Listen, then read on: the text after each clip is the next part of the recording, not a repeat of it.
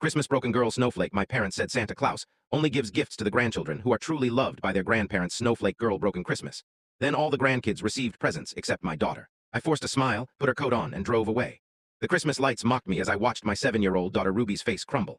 Around us, my nieces and nephews tore through presents while Ruby stood empty-handed. Santa must have forgotten me, she whispered. My mother smoothed her silk blouse and smiled. Oh, sweetie, didn't you hear? Santa only gives gifts to the grandchildren who are truly loved by their grandparents.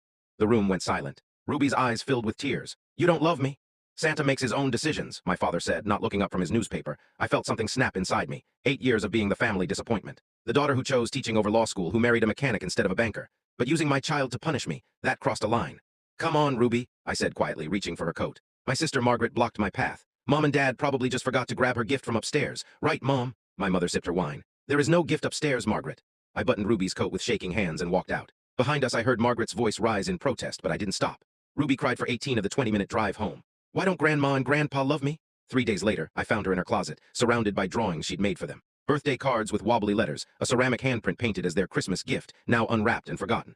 I was trying to remember if I did something wrong, she said. If I was bad. That's when I decided I was done protecting people who would humiliate a child to control me. My grandmother had left me a $50,000 trust when she died 3 years ago. My father, the trustee, kept saying there were complications with the paperwork. He's an attorney. There are no complications, only obstruction. I hired Nathan Briggs. He reviewed the documents and smiled. This is a slam dunk. Your father violated his fiduciary duty. If this goes to court, he could lose his law license. The letter arrived at my father's office within days. My sister called immediately. Dad is furious. You're destroying the family over money. No, Margaret, they destroyed our relationship when they humiliated my daughter. The money is just me taking back what Grandma wanted me to have. 3 days later, a certified check arrived. $83,472. No note, no apology, but I wasn't done. Nathan had been digging into their business. Your parents have been underreporting income for years. I've referred the information to the authorities. The investigation expanded. Fair housing violations, tax fraud. By March, my father's face was on the evening news as reporters shouted questions. My mother showed up at my house in April with a wrapped present. This is for Ruby. Can't we move past this? Move past what? The fact that you used my child to hurt me. You're going to destroy everything we built. Decades of work gone because you can't take a joke. Calling it a joke doesn't make it one. Mom, I closed the door. By summer, Morrison Properties faced substantial fines. They sold several properties to cover debts. My sister's husband left her. My brother lost his job when they downsized.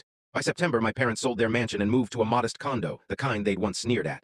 In October, my sister emailed, I've been in therapy. I'm starting to see patterns I don't like. You were right about all of it. My father sent one final letter. The door is open should you choose to repair this relationship. I folded it and put it in a drawer. This Christmas, Ruby asked if we could volunteer at the shelter again. She organized other kids into teams, serving food and spreading kindness. On the drive home, Jake asked, any regrets? I thought about the crumbled empire, the broken relationships, everything I'd set in motion. Not even one, I said. Ruby stirred in her sleep. Love you too, baby. The Morrison family legacy of cruelty ended with me.